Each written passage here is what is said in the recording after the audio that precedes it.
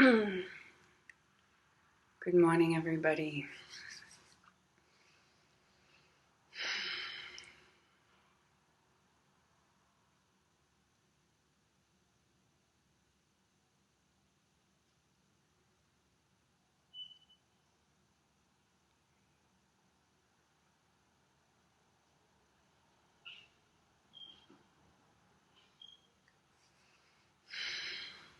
So welcome on Facebook and on Instagram. Hi, Andy. Hi, Bree. No. Hi, Lena. Welcome. Welcome to everybody on this Thursday. You can't see me? Okay. Shall I try again? I'll do it. I'll start again. Can you see me, Nafisa? I feel like the feed isn't coming up very well. Like I've only got one viewer. Maybe I'll end it and I'll start again and see what happens.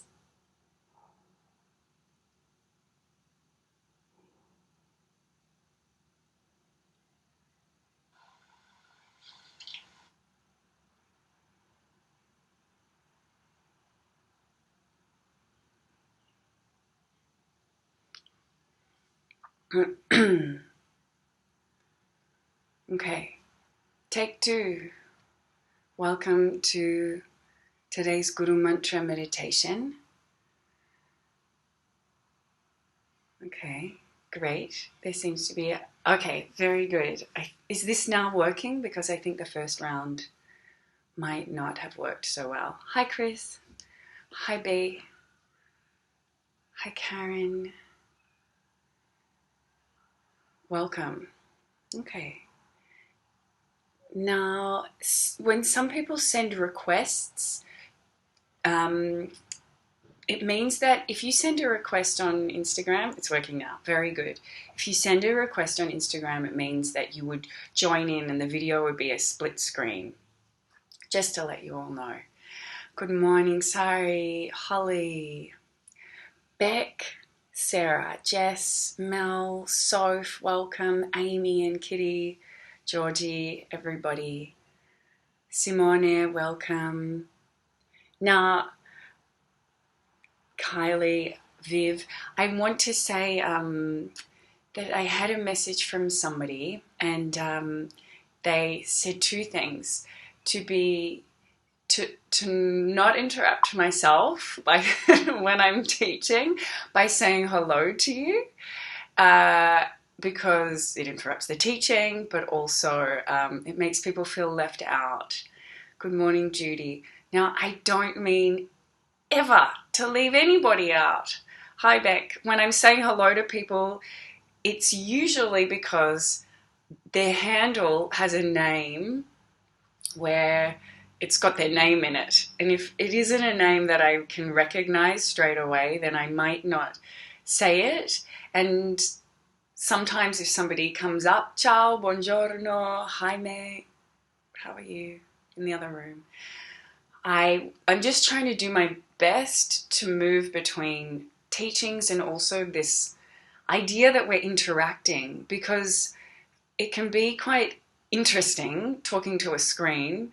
I'm not getting any feedback, and I quite like when people are sending me little notes of hello, because it means that I'm not just talking to myself in my bedroom to a computer screen, which, could be a little off. So I'm doing my best. Okay, it's okay if I say hi. And yeah, it's like you're all in my bedroom with me, which I quite like. And I apologize if it disrupts the teachings, which it probably does sometimes. And sometimes when I get into a teaching, I'm not looking at everything. And sometimes I'll get a bit distracted by it. So I'm doing my best. I'm doing my best navigating this new world. Because usually when I'm teaching, I can see in the room what is happening and where the energy is. And it's an important way for a teacher to teach, to be able to kind of feed off the energy in the room, to notice when somebody's falling asleep. And you think, all right, yeah, I'm going to zip it. Let's do something else.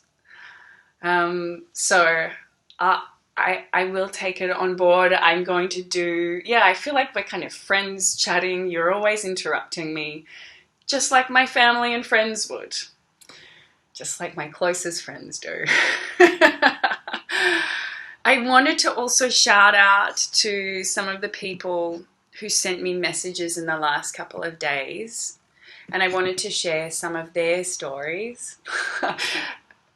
Thank you all for the feedback on Instagram and for the support. And I don't think that it was like a serious criticism. It was just a suggestion to kind of find a balance with that. So thank you.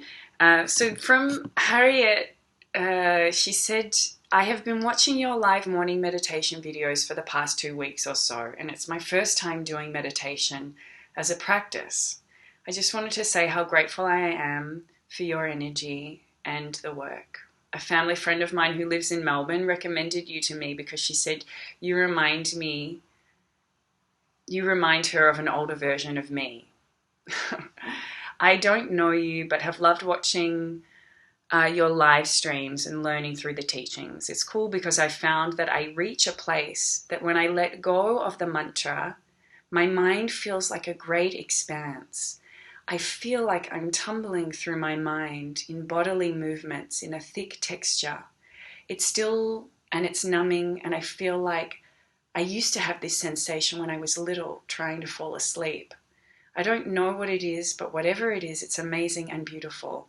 And I'm so grateful for your live videos and wanted to let you know. So I wanted to shout out and just discuss this briefly, and why I wanted to share Harriet's message. First of all, it's a very powerful experience and quite wonderful to so early on in the practice be having such profound experiences. And this can sometimes happen at the start of your meditation journey or at the start of any stage of learning. Sometimes at the start we get these great, powerful experiences, and it's almost this universal encouragement to keep going. It doesn't mean that we will have them all the time. We might have them all the time. They might continue with us for the rest of our lives as meditators. But even if the experience dies out, know and use that experience as a motivation to carry on with the practice. Even on those mornings when you're feeling tired or like you don't want to get out of bed, when we have a powerful experience, it's a wonderful motivation. Now, when it comes to sharing meditation experiences, from the teacher's perspective, there are 2 different ways of looking at it. One is sharing can be not a great idea, because in sharing, people start to, in the mind, drop into comparison. There might be some of the 95, 100 or so people between Facebook and Instagram out there who think, oh, I don't have that experience. I'm not doing it well. Or there's something wrong with the way I'm meditating. Or they're kind of more spiritually advanced than me, or they've been gifted in some way. This is the nature of our everyday mind. It compares and it tells us that we're not enough. So sometimes a yoga teacher or a meditation teacher will choose for there not to be any public reflection around meditation experiences. And this is valid for a teacher to decide not to do it for that reason, because they're protecting the student and they're also protecting the power of that experience, which very often is hard to articulate. Harriet did a beautiful job of articulating that experience. It kind of reminded me a bit of Alice in Wonderland, this tumbling or falling. But it doesn't ever really touch the experience. It's a feeling, it's an experience. So sometimes teachers will choose not to share. And then there's another group, especially in the tantric realm, where I have found that a lot of tantra teachers encourage sharing, because in sharing, what happens is sometimes you find resonance. So perhaps somebody else out there listens to that reflection from Harriet and says, I have had that experience too, but I didn't think it was important, or I didn't know that that was something that I could articulate in that way. And so you find resonance, and then you also find validation in your experience, and also that learning to articulate our experience can be helpful as we grow as students.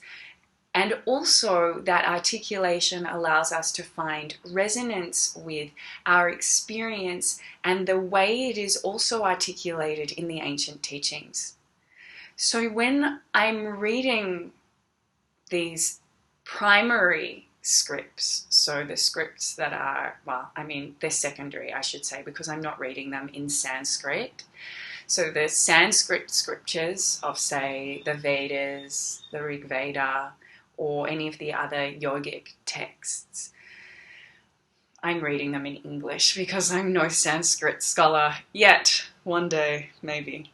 When I'm reading them, there are chunks that I don't understand, or that feel like ideas or conceptions only. And then there are other aspects, when I read them, I can feel that that is an articulation of an experience that I've had, and that what they are describing, and has been described for thousands of years, is something that I know. And this ability for us to have a practice that taps into an ancient lineage that we can connect to is a very powerful feeling, to be able to look in a scripture, say the Bhagavad Gita, which can feel like this great tome that is almost impenetrable. A lot of people feel like, oh, I can't even get into that one. It's a hard one to break into. But when you've done your own practice, when you're somebody who, say, has consecrated, you start to read this text and think, I know that. That isn't something which is only available to the great yogis of the past. So I wanted to bring that into why I'm kind of sharing people's reflections. So thank you so much, Harriet, for that. Also, Amy from She's Green, I will get into your question in the next couple of days because I think it's a big one. And T sent me a message and said, I think after a month of meditating with you, I'm not feeling as fearful about everything, and my moods are starting to lift, and I'm pushing through much easier. So thank you so much for bringing this to us every day. I've even started to book my morning break at 8:40 so I don't miss it. So thank you for all of those who are joining on a daily basis with me. Again, so I'm not just talking to a phone by myself in my room, but also because it is that habitual practice which creates deep change. We can do a practice once and it can feel good, and we don't do it again, and there is no consistency. But with consistent practice every day, it might take some time. You might not have that big fireworks kind of experience when you first get started. In fact, you might just find that there's a very busy mind that's very present. And over time, the practice does the work for you. And things just change. They just change. And you might not even notice it, but you will start to embody that change. And perhaps the people around you will notice it. I think that if you ask my friends how I was as a person, or my family how I was when I first started meditation, and even if I think back and compare myself to the way I was when I was, say, between 16 and 19 when I first started meditating, I was a very different person. I was very attached to my emotions. I mean, I was a teenager, so what teenager isn't? But I was highly emotional. I would get angry and upset. I would get super stressed out. I would kind of push that onto everybody. You know, my poor mum. Mum, if you're watching, sorry for those stressful years. Year 12, man. I was a very stressed out little person trying to get my tasks done. And it's taken a long time. And it's these gentle shifts that the practice does. And through that daily practice, it's a beautiful thing when you start to notice. It can be very subtle. Like you think, oh, I'm not as fearful about the future. And we think, that was a subtle change that happened over the course of a month. But what a great power to not be fearful anymore. To create peace in yourself. I mean, congratulations to you, T, for doing the work. Because even though I'm showing up, it's you guys who are doing the work. I can only gift you the practice. I'm kind of here as a holding vessel, and the work happens through you. So let's discuss now. Thank you all for sending those reflections, and also for Andy for sending that beautiful message of gratitude that I listened to this morning. And she was talking in her message about bliss and the feelings of bliss that happen when we connect in the mornings. And this idea of bliss is brought into the Guru mantra that we are working with. Sat Chit Ananda. So you can break up this mantra into 3 parts. Sat, which means truth, and Chit, which is C-I-T or C-H-I-T, that is the consciousness or the being. And Ananda is bliss. So it can be kind of broken up as the truth of our very nature of consciousness is to experience bliss, is to be in a state of bliss. But when it's all combined together, Satchitananda, Satchitananda, almost as one word, Satchitananda, it is a whole experience. So the whole experience of coming into a deep realization of your own blissful nature. And it's one that is said to connect us to that force of Brahma, that creative force that we worked with 2 or 3 weeks ago now, with another mantra, Aham Brahmasmi, this great divine creative force.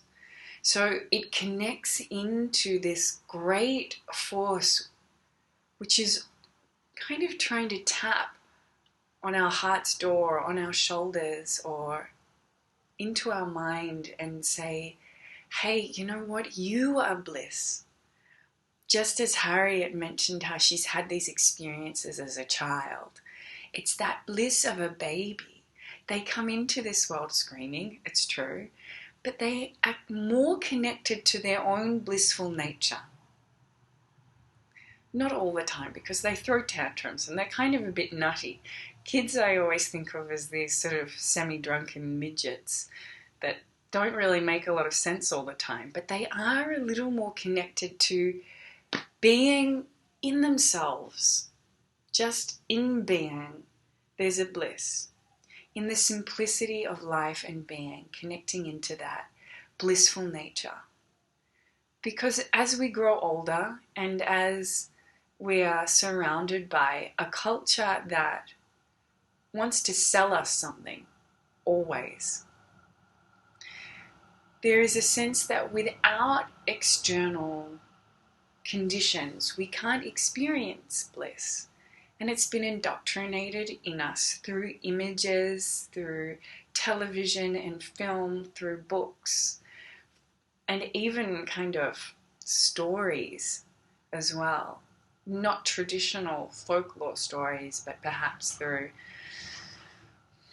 kind of modern books, that without the external, we won't be able to experience happiness or deep states of bliss.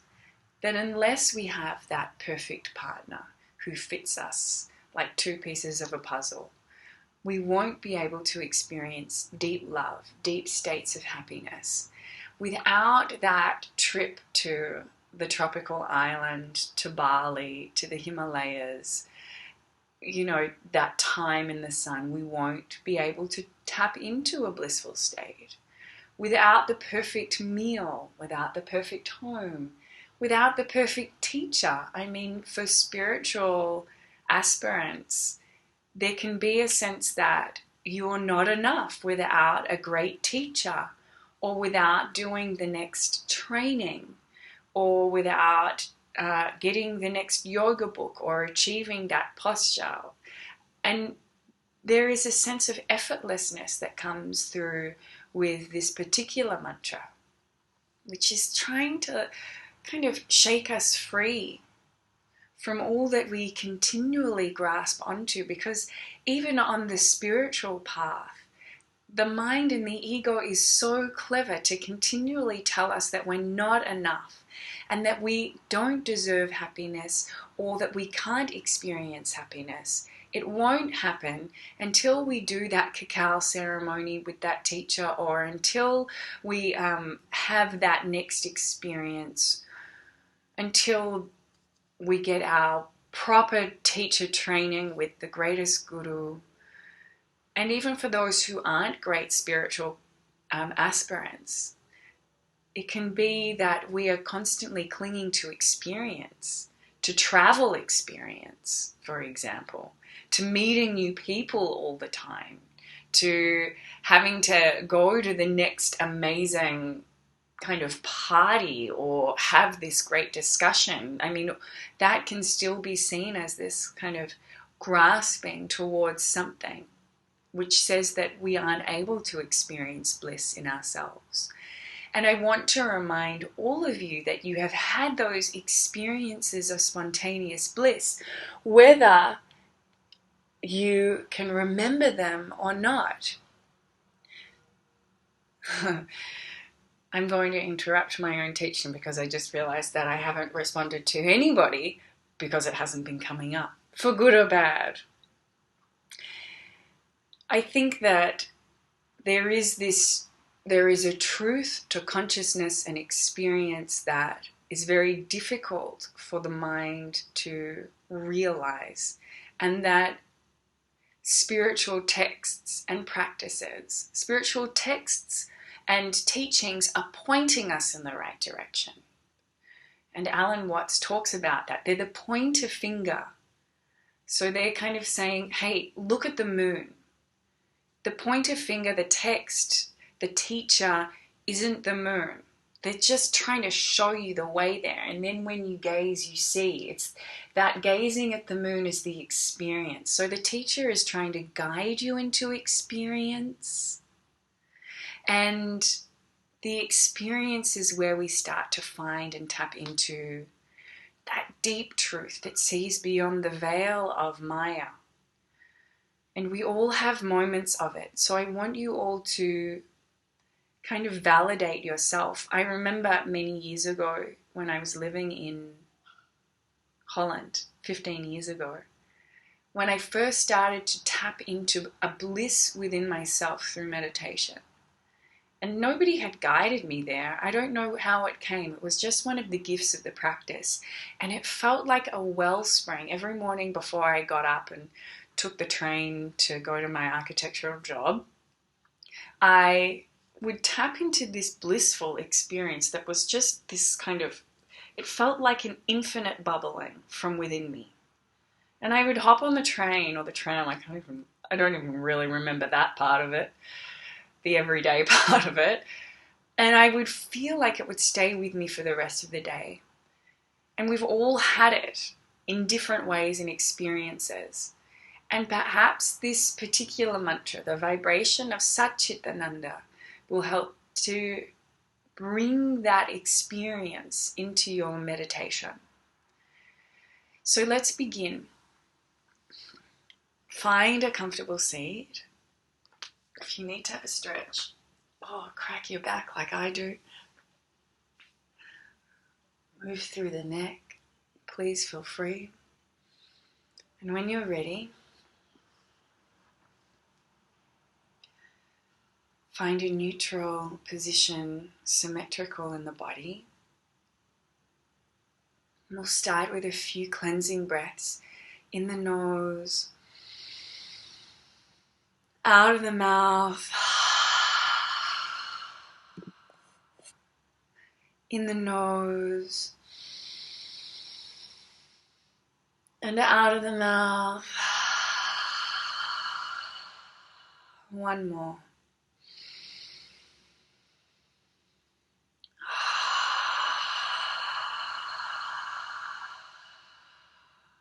One round of Om. Draw the gaze inward and upward to the third eye.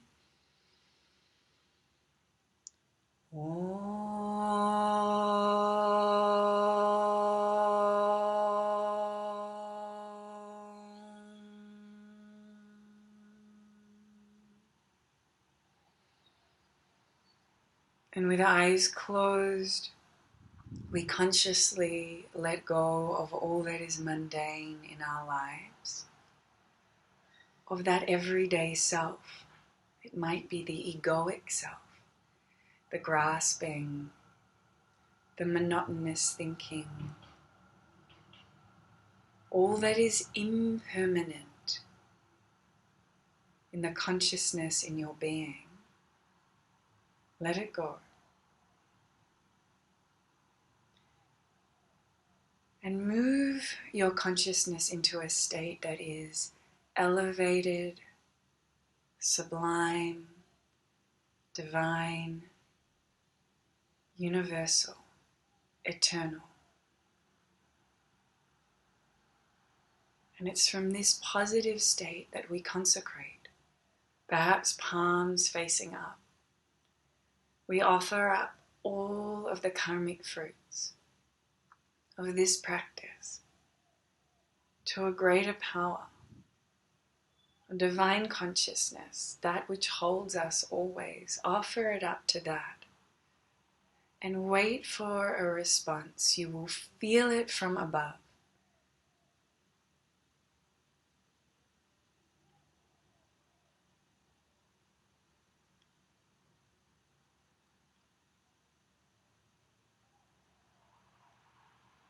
And when you're ready, simply rest the hands and move into mantra with me. Satchitananda. Perhaps say it out aloud with me. Satchitananda. Satchitananda. Satchitananda. Satchitananda. Now a little more quietly. Satchitananda. Satchitananda. Satchitananda. And even more quietly. Satchitananda. Satchitananda. Satchitananda. Until it becomes a whisper. Satchitananda. Satchitananda. Satchitananda. And now allow the mantra to be an internal repetition.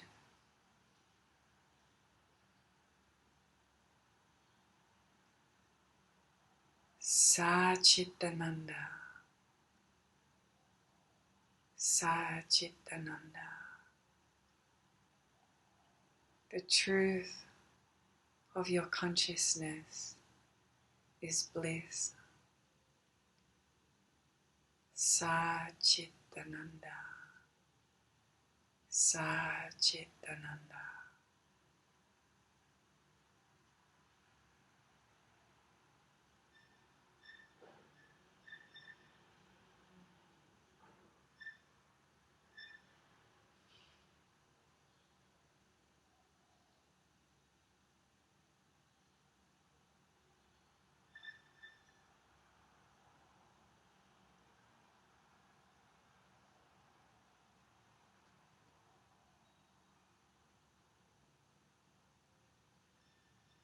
And if the mind begins to narrate the experience or draw you away, gently come back into the mantra with an ease and effortlessness, and feel that mantra vibrating internally through your body, through your mind.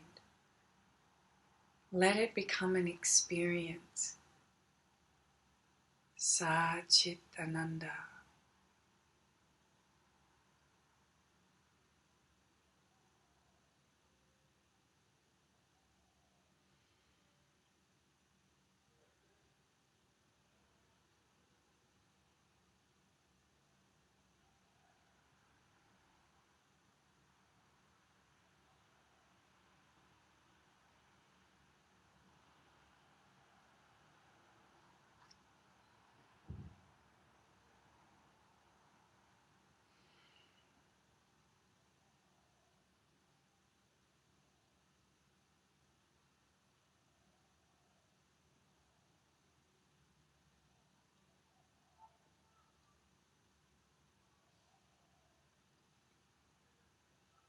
And for the final few moments of this meditation,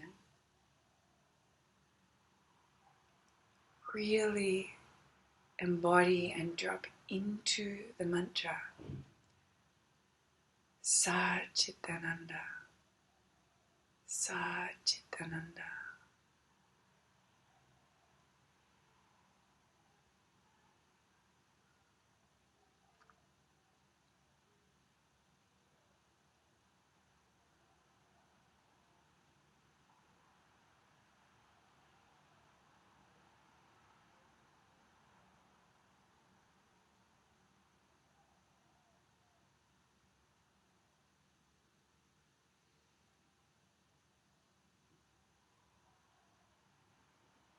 Let the mind be wholly focused, completely absorbed in the mantra.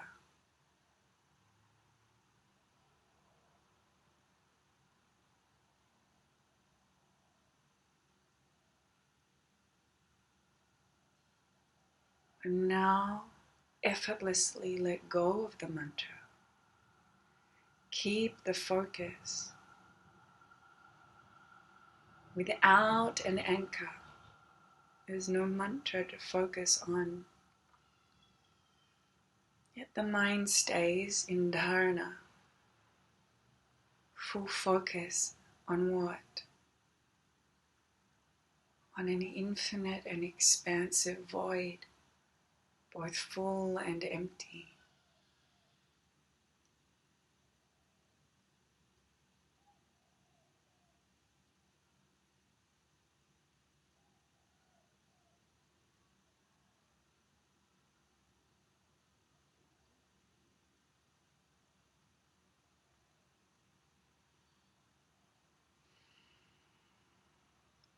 And then gently bring the hands to prayer.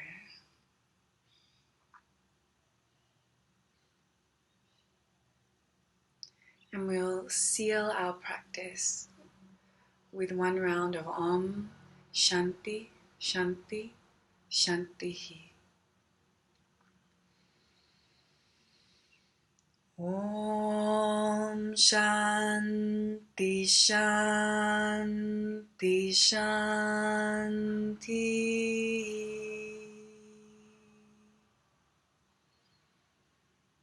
We bow our heads towards the heart in acknowledgement of the perfection of our spiritual journey, of our experience, and of the truth of our blissful nature, that we feel and know within us, that we sense, acknowledge, respect, and honor in all those who joined us today. To that we bow and say Namaste.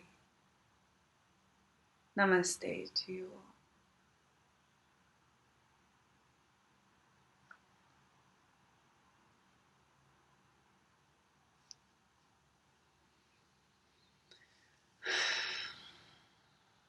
So thank you all for staying with me for what started as a 10-minute practice